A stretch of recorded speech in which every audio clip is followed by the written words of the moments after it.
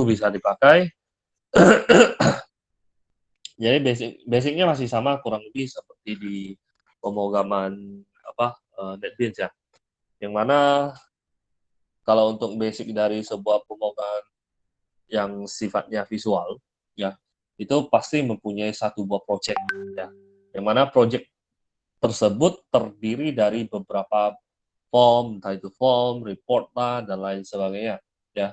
Nah, di antara form-form tersebut terdapat beberapa objek tools yang ada di dalamnya, tools atau paletnya ya.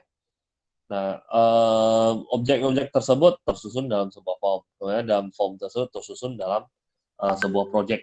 Ya, pada dasarnya projectnya cukup satu aja. Ya, kalau Anda membuat sebuah aplikasi yang sifatnya gede, ya. Jadi projectnya cukup satu doang, formnya boleh terdiri dari beberapa buah, nggak masalah. Ya, nextnya kalau dalam form ya terdiri dari beberapa objek, kurang lebih seperti itu. No, no, no. Nah, kurang lebih seperti ini. Nah, untuk tampilan dasarnya kurang lebih seperti ini. Kalau untuk Embacadero, ya pertama kali mulai ya Anda file, larikan ke new, ya, lalu TCL form application, ya, pilih yang itu, maka Anda akan dihadapkan ke sebuah project seperti ini yang terdiri dari sebuah form, ya. Nah, kalau untuk pemrograman visual sendiri, saya rasa di NetBeans Anda juga kurang lebih harusnya hampir sama ya. Karena kalau misalkan Anda belum pernah ketemu di NetBeans, Anda cuma ketemu di Underdos kayak Pascal atau C+, ya, bedanya cukup signifikan ya. Tapi kalau udah di NetBeans saya rasa kurang lebih hampir sama. Nah, kalau untuk pemrograman yang sifatnya visual, ya itu Anda cuma perlu menjalankan atau melihat form tersebut atau Anda susun dulu form tersebut, ya, baru Anda jalankan, ya. Bedanya dengan yang bermodel Underdos kayak C+ atau Pascal ya. Kalau yang Underdos Anda harus membayangkan dulu, ya, membayangkan dalam artian Anda tidak bisa melihat objeknya atau gambaran secara real, secara kelihatan. Yang ada di dalam pengkodingan di pemrograman Underdos, ya itu sifatnya adalah Anda harus membayangkan dulu, Anda harus ketikkan codingnya dulu. Setelah melakukan pengetikan coding dan membayangkan, ya Anda baru bisa melakukan eksekusi, ya.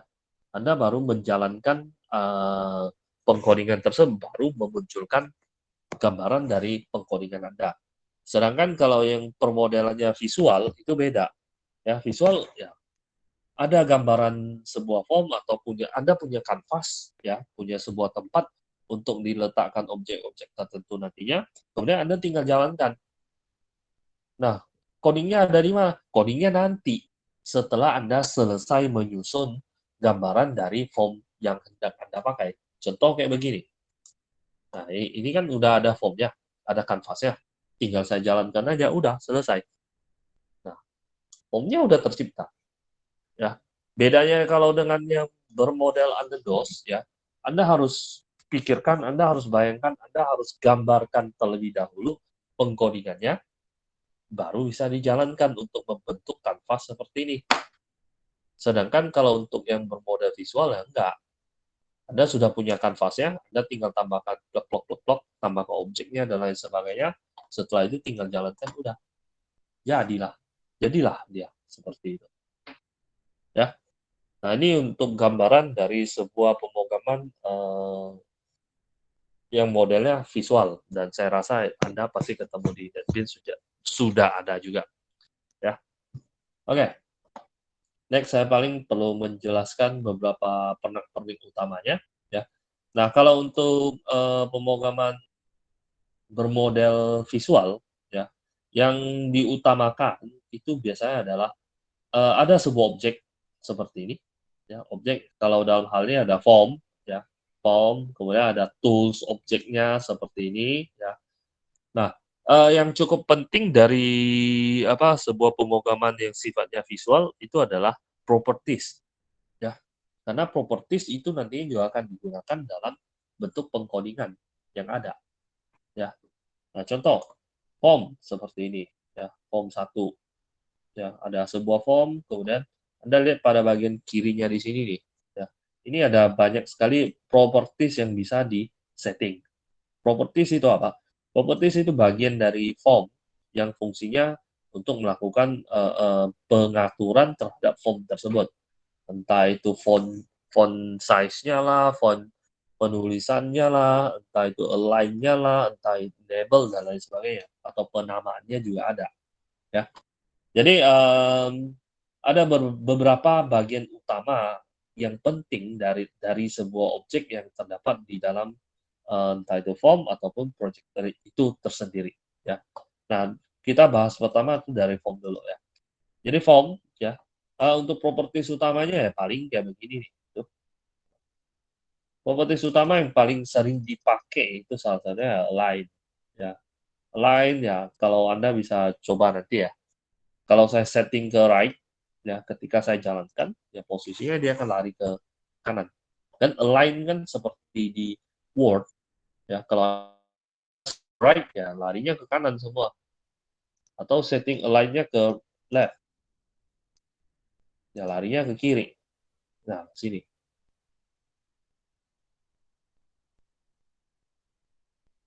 Macet ya. Macet, Pak. Sebentar.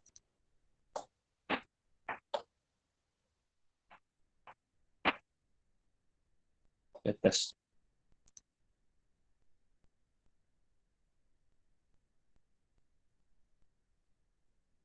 Ya, kalau larikannya ke align-nya setting ke left, ya hasilnya kurang lebih kayak begini, lari ke kiri. Ya. Nah, selain align, masih banyak sih yang bisa dicek ya. Anda bisa coba sendiri, entah itu auto size lah, border style lah, color, ya. Kemudian ada enable, font, ya. Dan yang paling penting kalau di properties untuk form ya salah satunya adalah name, penamaan, ya. Jadi untuk penamaan ya biasakan sih lah ya, biasakan ketika Anda melakukan pemberian nama ya disesuaikan dengan fungsi dari objek tersebut. Ya contoh kayak di sini kan form, nah, mungkin saya mau pakai buat untuk hitung form FRM hitung seperti ini atau F hitung doang juga boleh, ya. Nah, seperti yang pernah diteorikan di logika dulu ya, untuk penamaan dari sebuah objek atau variabel ya sebenarnya terserah Anda sih. Ya, terserah Anda, Anda mau kasih nama apa. Anda mau kasih nama kardus kah, kertas lah, atau cekekan lah, atau dan lain sebagainya, ya boleh-boleh aja.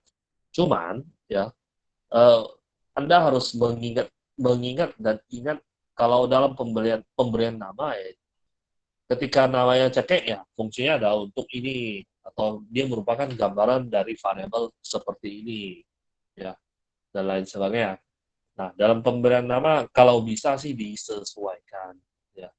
Nah, khusus untuk pemodelan pemrograman yang sifatnya visual seperti ini, Anda tak ketemu bukan tak ketemu ada tapi jarang ya dengan yang namanya variabel ya. Anda lebih banyak ketemu dengan namanya objek. Ya. Dalam pemberian nama sebuah objek, ya diusahakan, ya diusahakan agar diberikan dengan nama yang cukup sesuai. Ya. Contoh form hitung seperti ini dan lain sebagainya. Ya. Nah ini untuk propertiesnya. Ya. Nah selain properti seperti ini, soalnya dalam pengkodingannya, ya kita juga sebenarnya mengikuti yang namanya properties. Kurang lebih mengikuti yang namanya properties ya. Nah, saya ambil contoh ya. Saya ambil contoh kalau semisalkan ya di dalam properties di sini lihat ada yang namanya height ya. Height itu kalau saya setting dengan angka 500 ya, berarti tingginya adalah 500. Kalau saya set dengan 250, berarti tingginya ini adalah 250 ya, 250. Nah, kalau ada height pasti ada width width. Width-nya saya setting 350. Tuh, jadi kecil seperti ini kan. Nah, ketika form ini ya, saya mau berikan sebuah pengkodingan, coding sederhana aja sih ya. Dan coding di sini itu terjadi ketika form ini aktif atau form ini pertama kali jalan. Ya, maka akan saya berikan itu di dalam event. Anda lihat di sini ada properties, ada event. Saya bisa klik 2 kali di sini juga sih, seperti ini, ya. Atau kalau Anda lagi malas, ya siapa tahu ya, Anda lagi malas, Anda bisa cari properties event. Event di sini. Di dalam event di sini banyak sekali sih pilihannya ya. Jadi yang kalau dalam form yang bisa dipakai ya on activate, align insert before, align position, on click, on close, bla bla bla bla bla bla bla banyak sekali di sini. Tapi yang paling sering dipakai ya biasanya ya ada on activate, tuh, on activate, on click, on create, ya. Nah, kalau untuk mengaktifkan form pertama kali ya biasanya pakainya sih on activate, ya. Jadi kalau mau diisikan coding ya bisa diklik 2 kali di bagian ini, ya, klik 2 kali. Nah, seperti ini. Atau kalau tak mau ya, tak mau pakai cara ini, mau pakai pakai cara, apa namanya, klasik ya klik 2 kali. Setelah klik 2 kali ya, di sini Anda baru melakukan pemilihan, ya. Ada, on, oh nggak bisa ya, on create,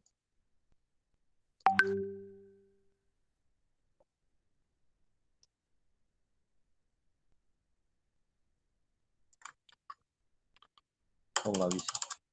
Bisa ya.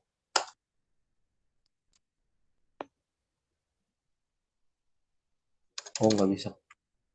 Jadi untuk memberikan apa, penyesuaian dengan event yang ada, ya Anda harus pilih dari sini. Kalau di pembuka visual dulu itu bisa dipilih pada bagian ini, ya, bisa dipilih dari bagian ini. Oke, on activate klik 2 kali, nah maka akan muncul seperti ini. Kemudian ya kita bikin yang sederhana aja dulu ya. Jadi panggil dulu formnya, FRM, tuh, panggil dulu nama formnya, ya. Setelah itu sesuaikan dengan properties yang ada. Semisalkan ya, kalau tadi kan height-nya adalah 250, sekarang saya setting dengan angka 600. Nah, sebenarnya ketika saya memberikan perintah seperti ini, ya, ketika form aktif, ya, saya sudah memberikan pengkodingan kayak begini. Jadi ketika diaktifkan, formnya sudah akan langsung melakukan settingan form hitung dalam hal ini kan yang ini nih, tuh yang ini nih. Form hitung, ya, nilai hack-nya itu akan diisi dengan angka 600. Tuh. Sehingga ketika saya jalankan, ya, error. Oh ya, titik 2 sama dengan. Ketika saya jalankan, tuh, dia jadi 600, atas turun ke bawah. Yang mana kalau secara default ya, sebenarnya dia tidak 600. Secara default dia cuma segini doang. Kalau saya tidak setting nilai hack-nya di dalam pengkodingannya, ya, nilainya cuma segini doang. Atau kalau semisalkan saya nggak mau 600 ya, sorry, saya mau 600, kemudian saya mau tambahkan lagi nih. Saya mau width-nya itu ada, nggak mau 600, 400 ya. Width-nya saya set dengan 400 juga. Jadi bentuknya kotak kan. Nah, seperti ini. Ya. Ketika saya jalankan,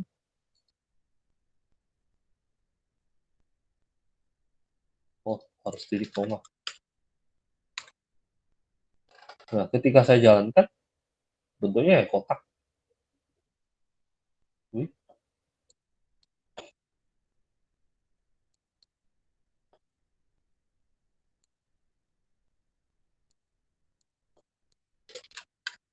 Width,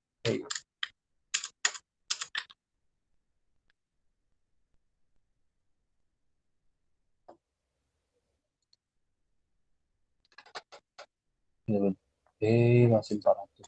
Bentar.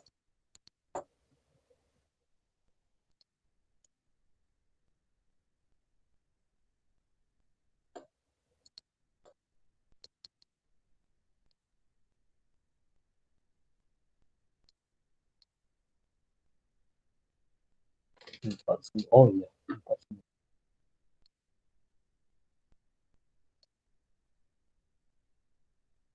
300.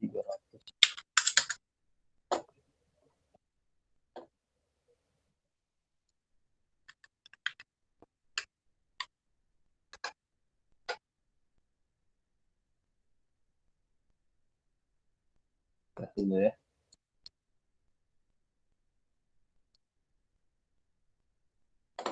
Align.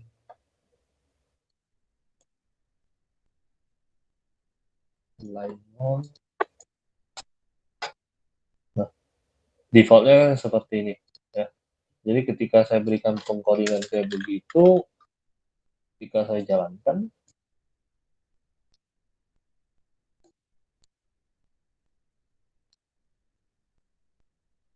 nah, jadi 400 dan 400 ya. Jadi jelas dalam bentuk pengkoringan, sebenarnya dalam bentuk pengkoringan untuk di dalam pemrograman yang bersifat visual, sebenarnya Anda cuma melakukan pemanggilan kembali kepada propertiesnya aja sih, ya. Kecuali dalam sifat penghitungan atau beberapa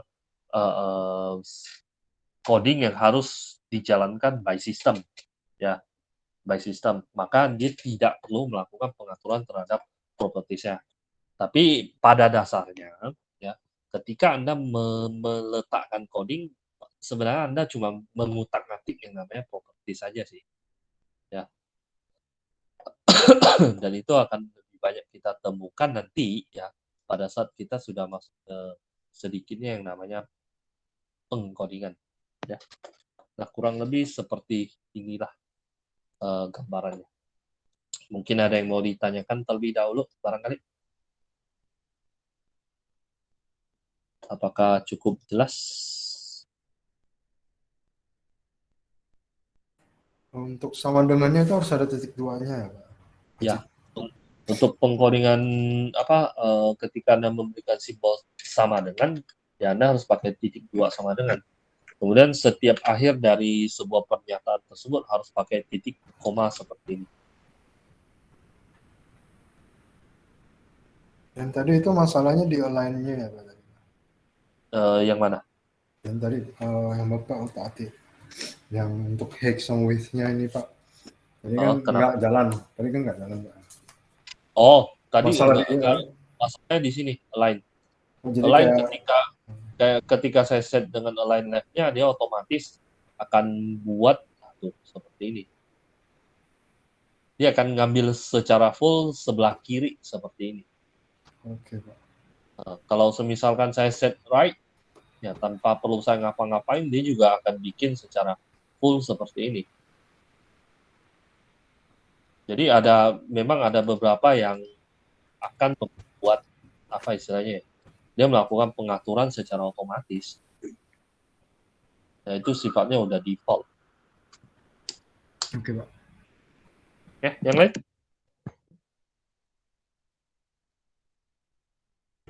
Michi Pak mau nanya Pak, buat bahasa ini berarti bahasa Delphi ya yang kita pakai? Maksudnya bahasa Delphi? Kalau misalnya kita pengkodingan kita nggak pakai titik dua sama dengan gitu kan? Kalau buat biasanya ya. Oh, maksudnya ketika kamu gunakan pengkodingan biasa kayak di NetBeans ya, atau di C, ya Anda nggak pakai titik dua sama dengan ya gitu ya? Iya Pak. Oh ya, karena ragam dalam bahasa pemrograman kan sifatnya beda-beda. Jadi kayak di C dengan di Pascal ya nggak bisa disamain, karena disesuaikan dengan aplikasi yang dibaca sama mereka. Jadi kalau Delphi ya Anda mau pakai sama dengan ya harus titik dua sama dengan, sama kayak di Pascal. Nah, kalau di C+ kan Anda pakai sama dengan, atau di NetBeans Anda pakai sama dengan. Nah, kalau di tempat lain yang ada yang nggak pakai sama dengan, mungkin juga ada yang pakai titik 2 aja gitu loh. Jadi memang nggak bisa semuanya disamain karena bergantung dengan bahasa yang dipakai, bahasa pemrogramannya sendiri. Oke, ada lagi? Tadi Pak, untuk yang kalau mau keluarkan itu apa prosedurnya ya Pak itu ya namanya. Yang di event. Oh berarti itu harus kita berarti pencet formnya dulu, habis itu di eventnya kita mau ngapain itu dipencet dari sana, bukan klik 2 kali di sini. Ya, kalau semisalkan mau di objeknya kayak di button ya. Di button ya berarti klik button 2 kali. Klik button Kalau 2 kali baru defaultnya event. Ya, dia defaultnya itu kan pasti lari ke default klik no. Kalau kayak default kan defaultnya pasti lari ke form load atau form create dan lain sebagainya. Tapi kalau kayak di button ya, button kemudian apa namanya edit box ya, dia larinya ke klik. Tapi kalau mau beda dari klik ya bisa dicari di sini. Key press, key up, load juga ada. Tinggal diklik 2 kali doang. Tuh.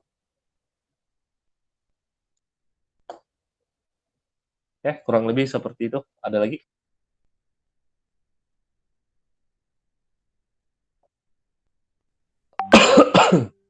Pak, Ya.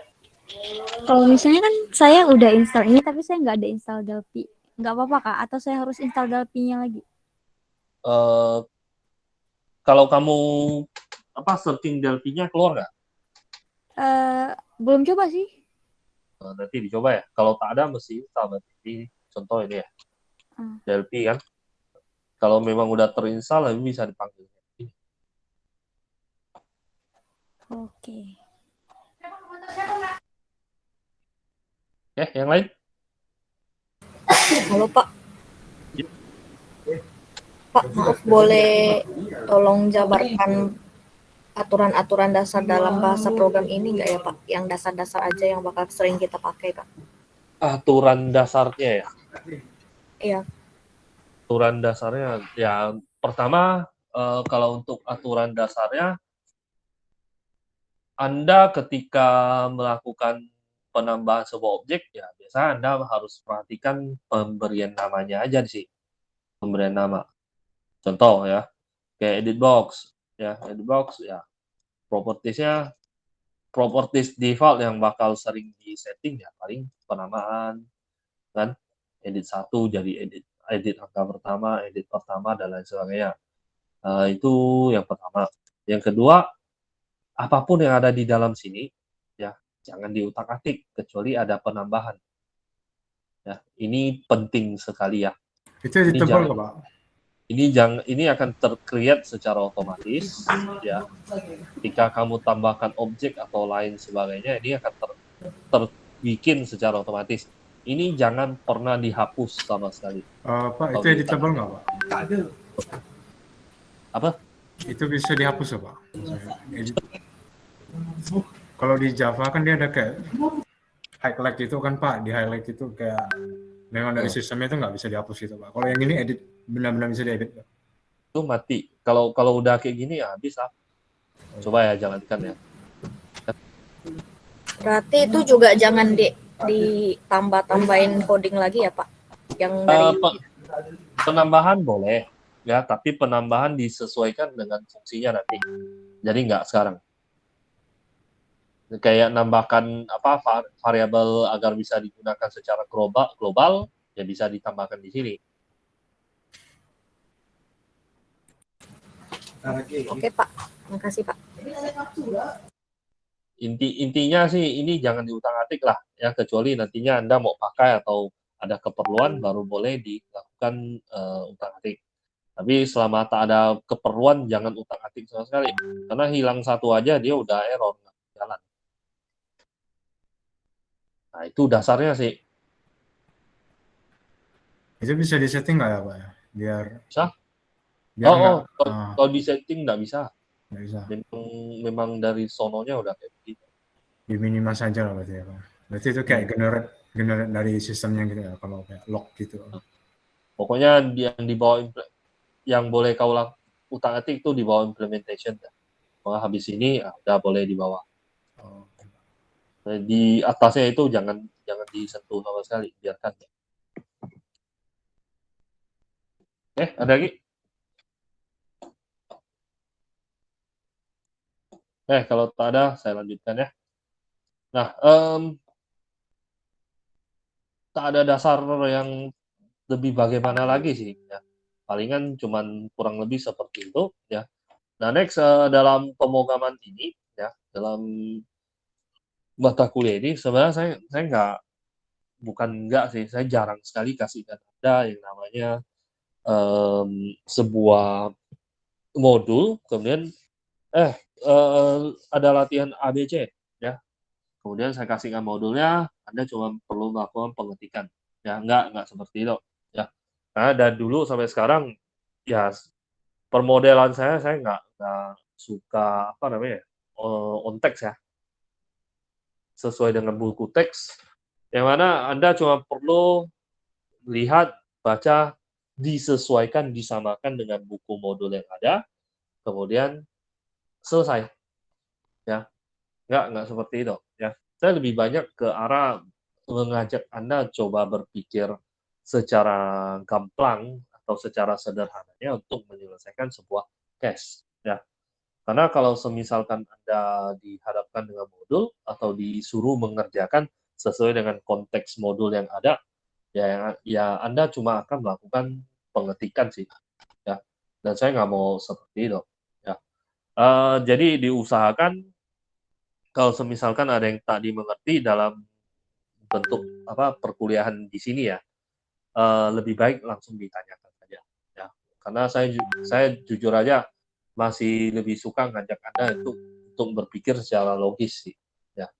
Nah, dalam mata kuliah ini juga ya ada beberapa case yang mungkin nantinya akan kita kerjakan sama-sama. Ya, kemudian kurang lebihnya akan ditambahkan seiring dengan waktunya berjalan. Ya. Nah, contoh ya, saya rasa di dasar Anda ketika di NetBeans sudah ada. Jadi ya setidaknya saya rasa Anda juga udah pasti ngerti sedikit lah ya mengenai beberapa bentuk pemrograman visual yang ada. Nah, untuk case pertama saya akan coba ajak Anda itu untuk membuat sebuah bentuk sederhana dulu sih. Bentuk sederhana, saya punya satu case ya. Saya mau melakukan penghitungan terhadap dua buah angka. Ya, dua buah angka, yang mana angka A dan angka B selesai saya hitung, ya, dia akan memunculkan sebuah hasil. Nah, kalau dalam bentuk algoritmanya atau flowchart-nya, ya, kan kurang lebih kayak begini nih, kan?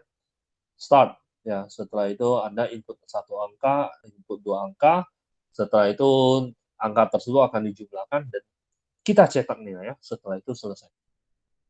Kan? Nah, ini kan dalam bentuk flowchart nih. Kalau sekarang kita mau mengaplikasikannya itu dalam bentuk sebuah gambaran visual. Ya. Nah, kalau dalam bentuk gambaran visual sebenarnya untuk jalur pengerjaannya ya, itu pertama Anda harus bayangkan dulu ya. Bayangkan kemudian berikan gambaran dalam bentuk permodelan visualnya. Ya, untuk urusan coding urusan nanti ya. Yang pertama harus diimplementasikan itu adalah bentuknya yang bisa disampaikan kepada user. Ya, bentuknya yang bisa disampaikan kepada user.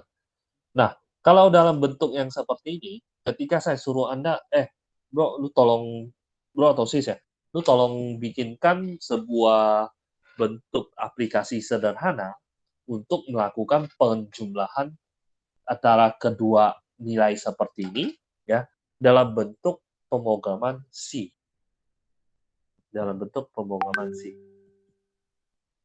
Nah, ketika disuruh untuk membuat seperti itu, maka yang akan Anda lakukan pertama kali, ya, itu kan Anda akan menyusun coding, ya, yang disesuaikan dengan case atau disesuaikan dengan flowchart yang ada di sini.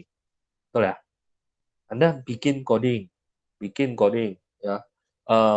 Printf ya, masukkan angka pertama, setelah itu scanf angka 1. Lalu printf lagi, masukkan angka kedua, scanf angka 2. Setelah itu cari nilai penjumlahannya, setelah itu printf nilai, selesai. Ya, tentunya dengan pendeklarasian variabel yang sesuai toh. Nah, kurang lebih seperti itu. Nah, apa yang mau disampaikan di sana? Itu begini, kalau dalam bentuk pemrograman DOS, ya, Anda harus pikirkan dulu alurnya yang ada, Anda susun codingnya, baru dieksekusi, baru bisa dijalankan.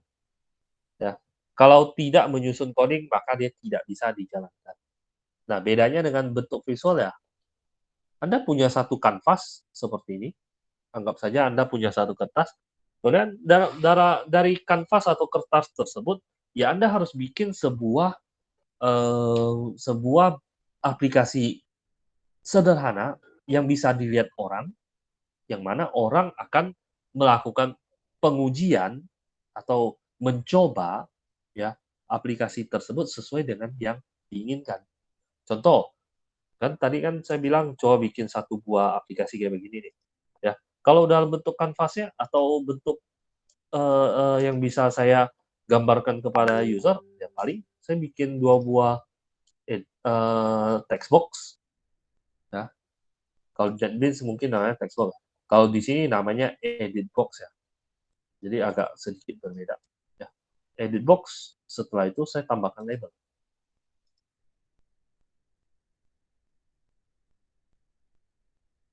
Nah, untuk label di sini saya kasih nama. Ya. Nah, untuk properties yang sering digunakan di label ya paling caption aja sih. Ya. Angka pertama. Dan ini adalah angka kedua. Nah, seperti ini.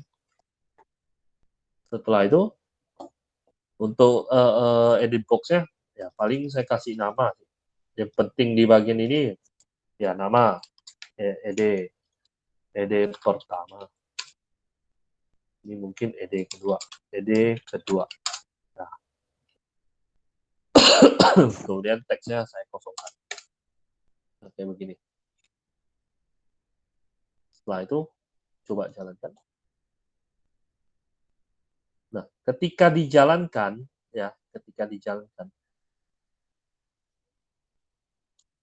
yang membedakan antara ini dengan bentuk pemrograman DOS itu adalah ini bisa dijalankan terlebih dahulu tanpa peduli, oh, saya harus input dulu angka pertama, saya harus input dulu angka kedua. Ya. Kalau dalam bentuk ini, ya, bentuk ini atau flowchart atau DOS, ketika dijalankan dia harus start dari atas turun ke bawah. Angka pertama harus diinputkan dulu, baru boleh input angka kedua, baru bisa lakukan penjumlahannya. Tapi kalau dalam bentuk pemrograman visual, ya, saya terserah sih, ya. Saya mau input dulu angka kedua atau input dulu angka pertama, terserah, nggak masalah. Karena sifatnya yang tidak berstruktur, ya, tidak berstruktur. Ingat ya di dalam teori waktu kita di semester pertama, pemrograman itu kan terdiri dari 2, pemrograman terstruktur dan pemrograman yang tak terstruktur atau prosedural. Nah, inilah yang bentuknya prosedural. Dia tak perlu harus menjalankan dari atas turun ke bawah. Dia boleh aja melompat-lompat. Ini dulu kah atau ini dulu kah, disesuaikan dengan prosedur yang ada. Ya. Nah, ini teorinya. Nah, saya punya satu gambaran kanvas seperti ini. Nah, setelah itu ya, ketika saya harus ya melakukan penjumlahan antara kedua angka di sini, saya input, kan? Saya harus memberikan angka atau harus memberikan sebuah nilai. Selesai saya memberikan nilai, saya mau mempunyai hasil dari angka di sini. Menurut Anda apa yang harus saya lakukan?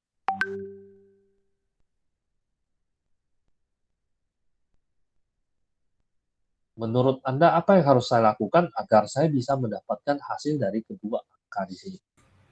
Perlu buttonnya, Pak. Hah? Perlu button dan textbox untuk hasilnya Perlu tambahkan apa textbox untuk hasil sama buttonnya, Pak. sama button. Ya, Pak. Oke, kita tes ya. Jadi anggap saja saya tambahkan sebuah label baru dan sebuah textbox baru.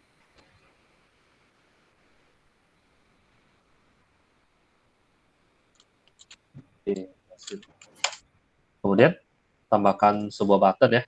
Ya. Oke.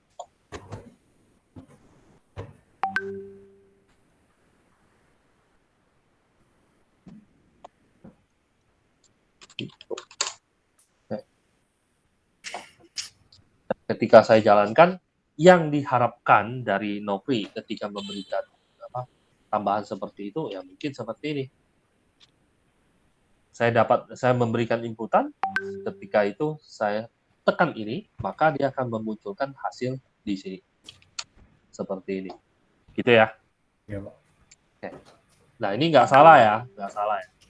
Oke, mungkin ada yang punya ide lain barangkali. Jadi kemungkinan untuk menghasilkan sesuatu seperti itu nggak cuma satu aja, banyak. Mungkin ada yang punya ide lain barangkali. Tambah 2 button lagi, Pak. Tambah 2 button lagi. Itu Untuk hapus sama edit. hapus sama edit. Hapus. Edit. Oke. Hapus mungkin untuk ini ya. Saya hapus kosong semua gitu ya. Ya, Okta ya. Iya, Pak. Nah, kalau edit buat apa? Kalau semisalnya di angka pertama aja mau ganti, nggak mau hapus semua, tinggal edit aja. Bagaimana kalau begini?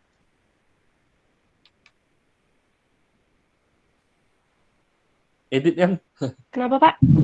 bagaimana kalau begini? Ini angka kedua kan? Saya mau ganti jadi 13. Udah, saya ganti aja. Gini ya?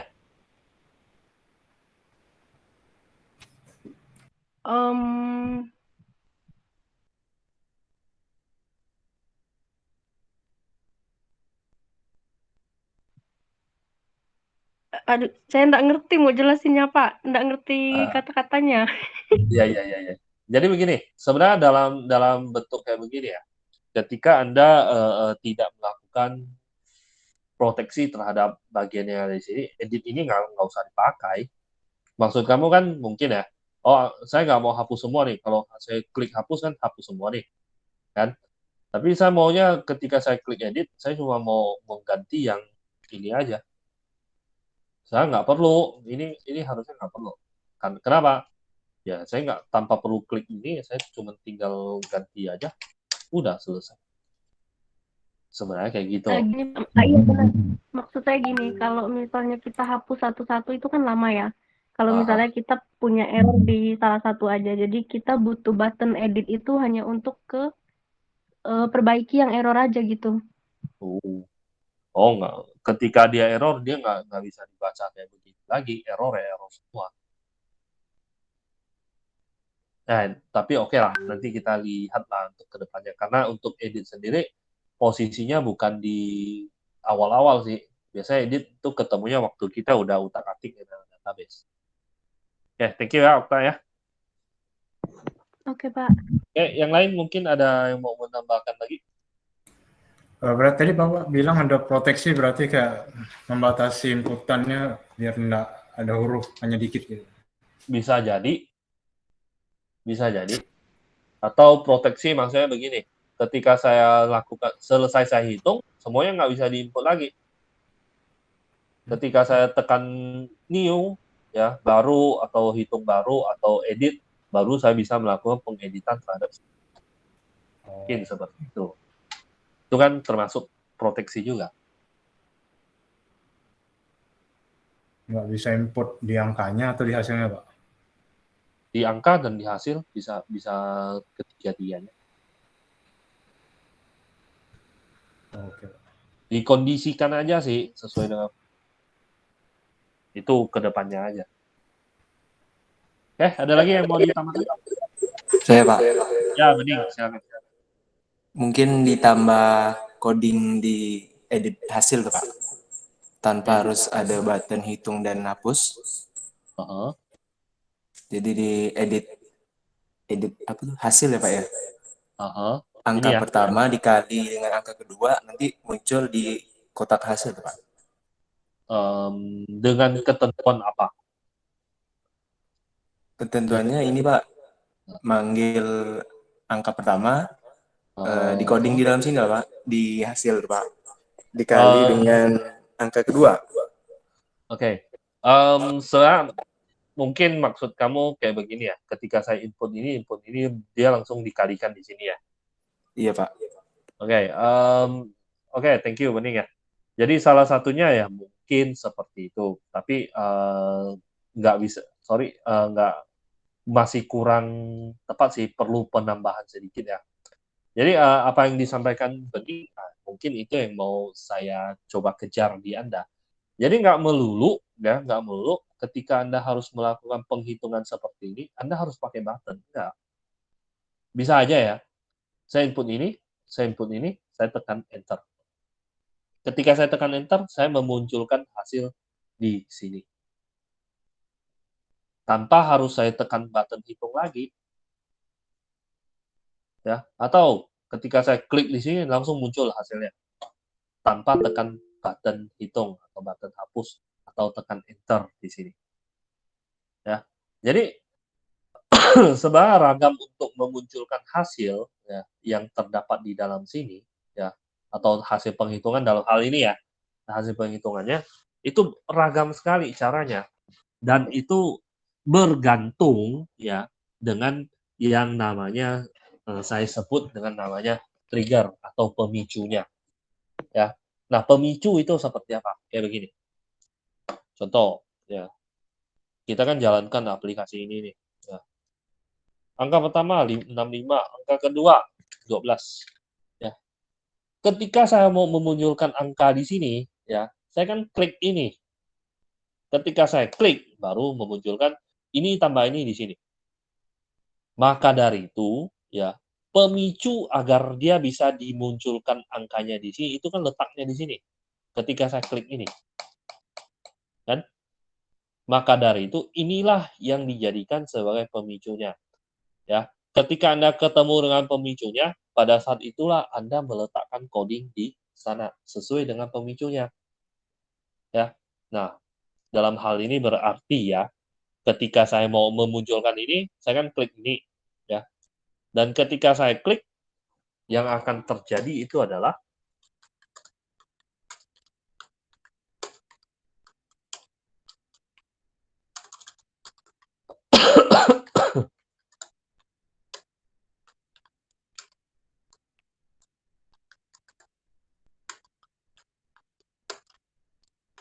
nah, ini kenapa harus ngambil teks ya? Saya kira di NetBeans cukup jelas ya. Kenapa harus ngambil nilai teks. Nah, pemicunya ada di sini. Ya, sehingga ketika saya jalankan, ya, terlepas dari hasil benar atau salah ya, ketika saya klik ini, maka ini akan plus dengan ini dan dimunculkan di sini. Tuh. Ini pemicunya.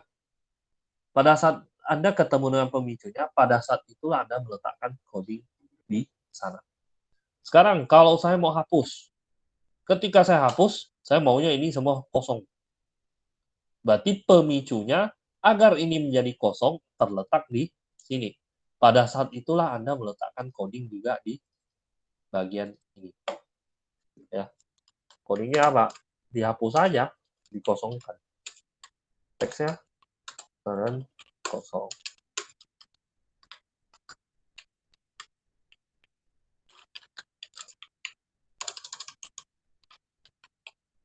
Seperti ini. Tes. Saya klik hitung, pemicunya kan menjumlahkan 789 dan 456. Kan? ini pemicu agar bisa dimunculkan nilai di sini. Setelah saya mau hapus semuanya, saya kan tekan ini. Nah, pemicunya agar dia bisa hilang, itu terjadi kan ketika saya menekan ini. Triggernya ada di sini. Saat ketemu dengan trigger, pada saat itulah Anda memberikan coding di sana. Nah, kalau kayak yang dikatakan Bening tadi, mungkin seperti ini. Ketika saya melakukan enter, ya, tak usah enter lah. Saya kelupaan untuk pengkodingannya karena enter kalau saya nggak salah di key press 13 untuk key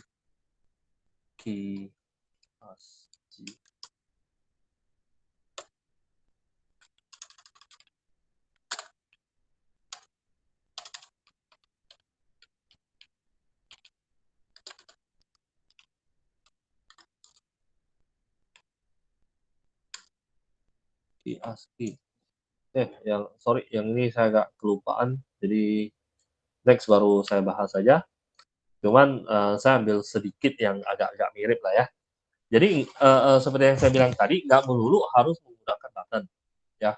Mungkin saja, bisa saja saya pakai ini, ya, text box atau edit box di sini. Ketika edit box-nya saya tekan klik, ya, saya klik, maka dia akan memunculkan penjumlahan juga. Maka yang bisa saya lakukan adalah kayak begini. Sehingga ketika saya jalankan, ya, saya tak perlu klik ini, saya tak perlu klik yang lain. Mungkin saya tekan enter, dia muncul hasil, atau saya klik di sini, dia juga memunculkan hasil.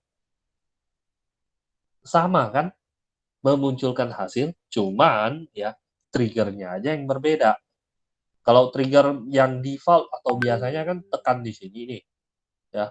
Nah, yang agak sedikit berbeda mungkin klik di sini, atau ketika saya enter di sini, ya, maka memunculkan hasil seperti itu, ya. Jadi penekanan saya untuk bagian ini itu apa? Yaitu pada saat Anda melakukan pemberian coding, ya, sebenarnya Anda harus cukup memperhatikan yang namanya bagian pemicu agar coding tersebut bisa hasil dari coding tersebut bisa diinputkan, ya. Dalam hal ini ya, kalau dalam penjumlahannya ya salah satunya klik di sini, atau tekan enter di sini dan lain sebagainya, ya. Oke, sebentar.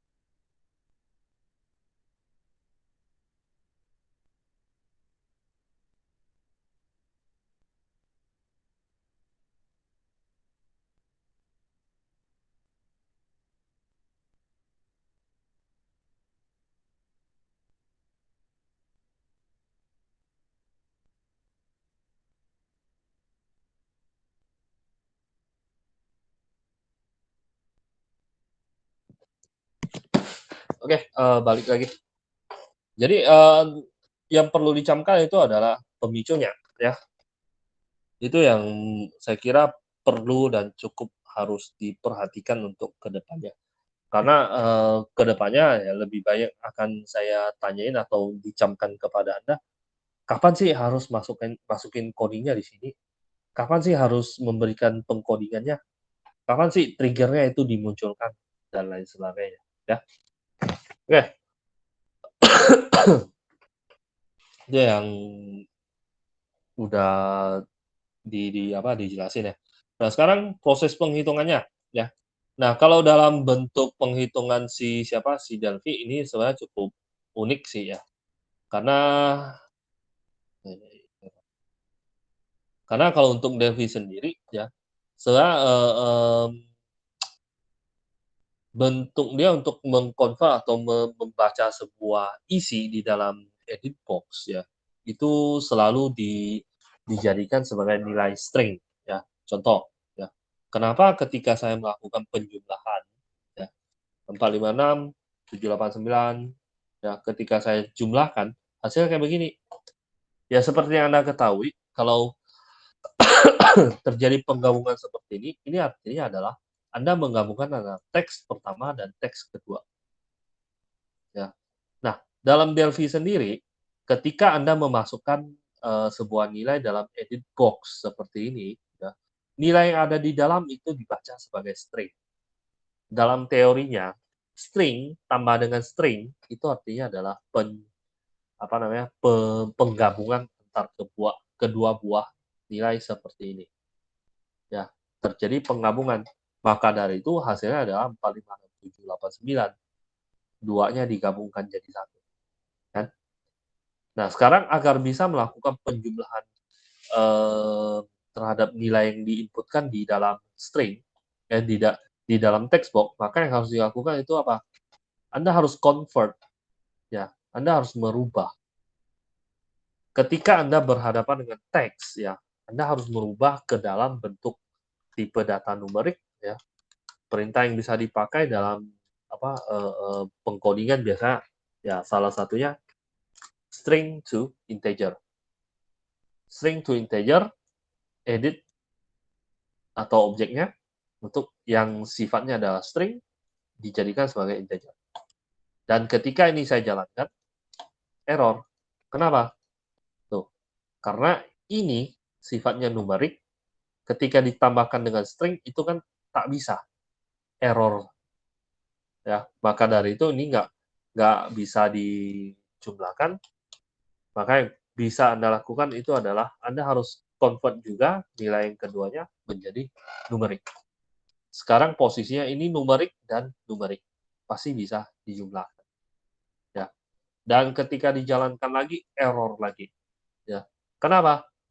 Karena ketika Anda harus mendisplay atau menampilkan teks, menampilkan sesuatu ke dalam edit box di sini, ya, nilai yang ditampilkan itu sifatnya harus string. Maka dari itu, selesai melakukan penjumlahan seperti ini, ya, ini kan numerik plus numerik, hasilnya numerik, kan? Ketika Anda harus merubah dia menjadi string kembali, yang bisa Anda lakukan adalah Anda convert ulang integer to string, di-convert ulang lagi seperti ini. Sehingga ketika dijalankan,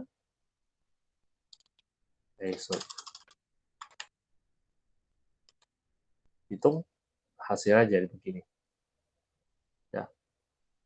Sesuai hitungan ya, 859. Tapi kalau ini kan yang di bawahnya masih ada nih, edit hasil klik. Kalau yang tanpa menggunakan converter seperti ini, ketika saya klik, nah dia tergabung. Tuh.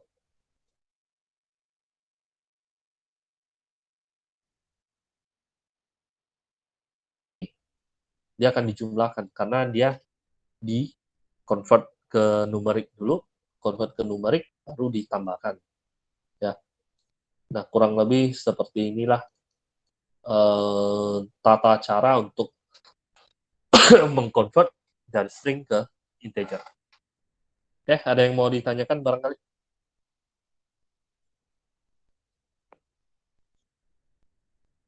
Ada yang mau ditanyakan? Cukup jelas? Misi Pak, mau nanya Pak? Nah, silakan. Ini tadi pakai bahasa apa Pak? Hah? Ini tadi pakai bahasa apa Pak? Delphi. Delphi ya? Oke. Ya. Siap. Itu kalau double gimana, Pak? Apa? Kalau double. Double. Ya, kan ini integer, Pak.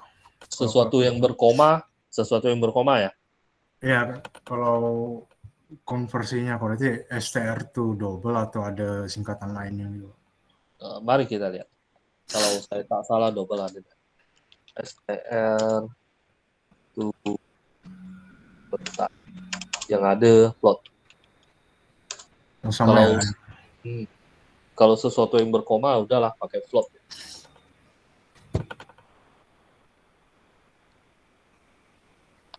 Oke, ada lagi?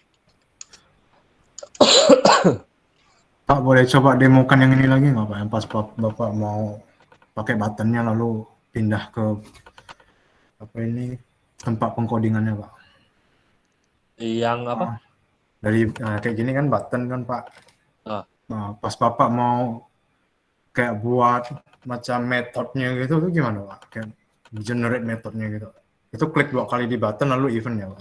Gimana? Oh, itu apa masuk ke dalam pengkodingannya? Gitu Pak. Klik 2 kali ya. Oh, klik 2 kali langsung. Oh. Kalau mau sedikit keren ya cari di ini kan ada event nih. Event tuh di sebelahnya nih yang kosong nih. Tapi sesuai dengan eventnya ya, metodenya ya. Klik 2 kali aja udah selesai. Kalau mau ganteng sedikit. Oh sama aja berarti ya, ketik 2 kali aja gitu. Sama aja. Di text box apa semua gitu ya Pak? Ya, semuanya sama. Oke. Oke, ada lagi yang mau ditanyakan? Oke, kalau tak ada yang mau ditanyakan, saya kira untuk hari ini sampai di sini aja dulu ya. Dan saya harap bisa dicoba-coba dulu ya, karena untuk Delphi dengan NetBeans itu permodelannya beda. Jadi pahami dulu permodelannya meskipun basicnya sama ya, tapi pemodelannya berbeda. Ya, tolong dicoba-coba ya dulu. Ya, kedepannya kalau memang ada yang mau ditanyakan, mungkin bisa langsung chat ke saya ya. Oke, paling seperti ini saja dulu lah ya. Oke, untuk hari ini sampai di sini aja dulu. Jangan lupa presensi. Ya, dah, selamat malam. Malam, Pak.